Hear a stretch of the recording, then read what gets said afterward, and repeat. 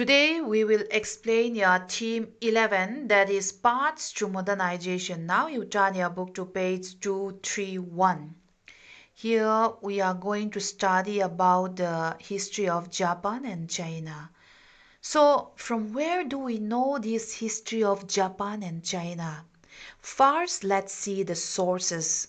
So we know this history of Japan and China from these scholarly or historical works like Sema Kuan, 145 to 90 BCE. He was the greatest historian of early China. And from this Liang Qichao, modern Japanese historians, and Kume Kunitake.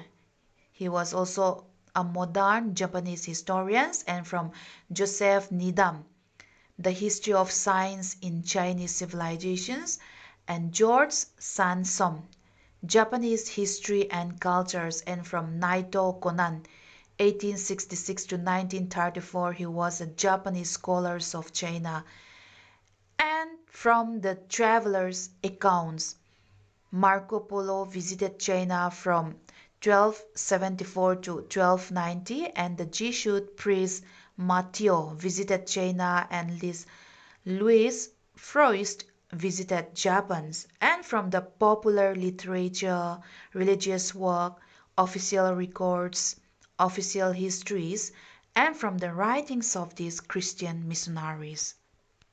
Okay, now we go to Naito Konan, 1866 to 1934. He was a leading Japanese scholar of China, and he used new tools of Western historiography, and Naito built on a long tradition of studying China, and his show in Chinese history the strength that would make it modern and democratic. So, Japan, he thought, had an important role to play in China, but he underestimated the power of this Chinese nationalism. And now let's compare this China and Japan. Comparison between this China and Japan.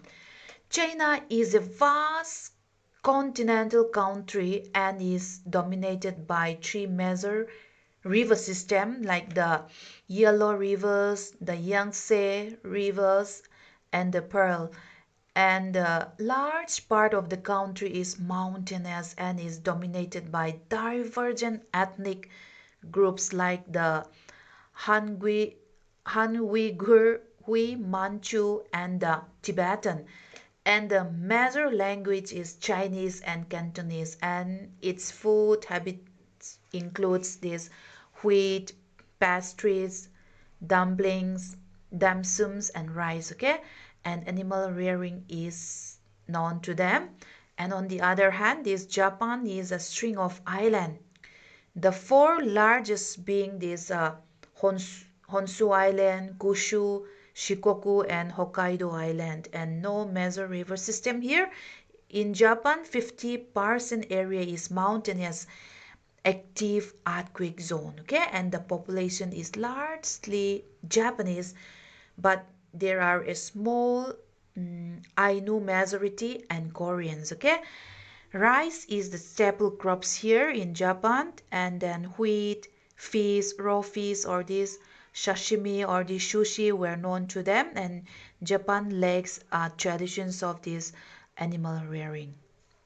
And now let's see this political system in Japan. Emperor was head of Japanese government till 12th century, and Kyoto was the capital during this emperor's rule. And by the 12th century, the imperial courts lost power to shoguns. Who were these shoguns? Let's see shoguns, okay? Shoguns was the military dictator of Japan, and shoguns ruled in the names of this emperor. And from 1603 to 1867, these members of this Tokugawa family held the positions of this shogun. Okay, and now let's see this daimyo or lords. Daimyo, daimyo or lords, Lords. Okay, the country was divided into over 250 domains under the rules of these lords called daimyo. Okay, and the shogun exercised power over the dominant lords and ordering them to stay at the capital Edo, modern Tokyo, uh, for a long period, okay, so that they would not pose a threat. And then next is, let's go to this samurai. Samurai means the warrior class, okay. They were the ruling elite and served the shoguns and the daimyo, okay. And three changes laid the patterns for this future's development. Let's see. The peasantry was disarmed, and only this samurai could carry swords, and the daimyo was ordered to live in the capitals of their domains, each with a large degree of autonomy, and this land survey identified owners and taxpayers and this and graded land to ensure a stable revenue base. And next, let's go to these cities, town life, theater, arts, reading, commercial economy in Japan. The daimyo's capital became big cities. Japan had the most populated city in the world, that is Edo. Now we call it Edo to Tokyo. Oh, to na Tokyo kan ti he. Mana chuanin Edo an ti three ni. Tokyo, Japan, and has two large city. Okay, namely this Osaka and this Kyoto.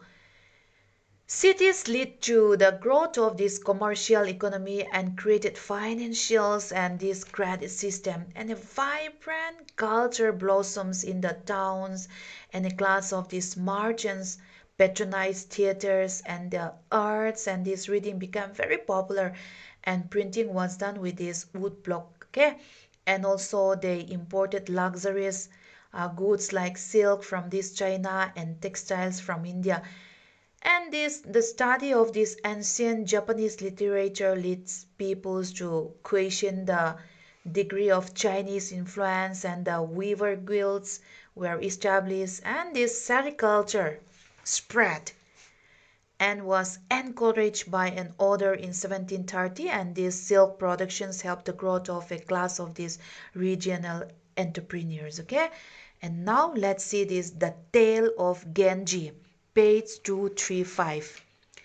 The Tale of Genji was a novel written by Murashaki Shikibu, a woman writer, and this lady Murashaki lived during the Heian period, 794 to 1185, an era remarkable for this poetry, diaries, and fictions produced by these court ladies.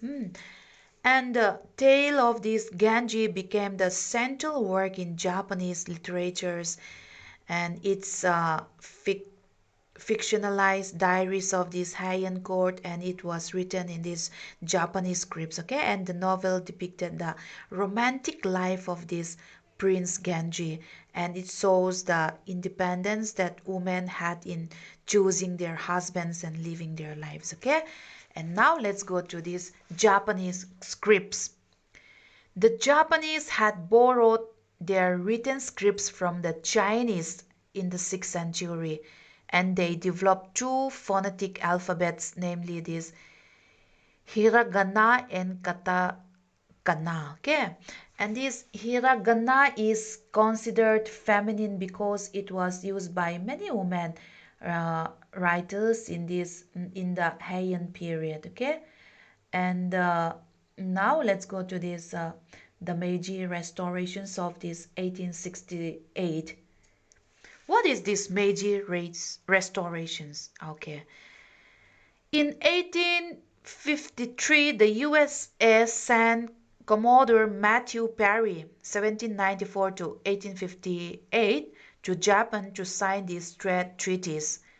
Japan laid on the route to China, which the USA saw as a major market, and USA also wanted a place to refuel their ships in the Pacific Oceans.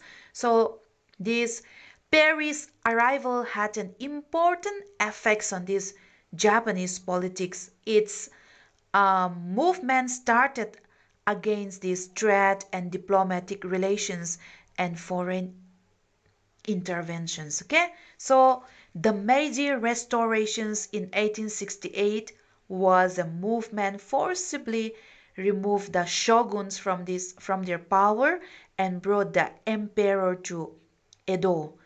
An emperor gained power again, and Edo was made the capital and renamed as Tokyo, okay, which means eastern capital. So this Meiji restoration was a political and social revolution in Japan in 1866 and 69, which ended the power of these Tokugawa shoguns and returned the emperor to a central position in Japanese politics and culture. Okay, and let's see this Meiji Reformation in Japan. Three views about Europe. Let's see what's the views about this Europe. Some Japanese scholars and leaders wanted to learn from these new ideas in Europe, and some scholars wanted to exclude the Europeans but reading to adopt their technologies. Okay, and some argue for a gradual and limited openings to this outer world. And now let's go to this Fukoku Koihei, rich country, strong army. The government launched a policy with a slogan Fukoki Kohei, rich country, strong army. They need to create a sense of this nationhood among the people and to transform these subjects into citizens. Okay, and next let's go to this Japan emperor system. A new governmental also worked to build what they call this emperor system, and officials were sent to study the European monarchies on which they planned to model their own. Okay, and the emperor would be treated with reverence as he was considered as a direct descendant of the sun goddess.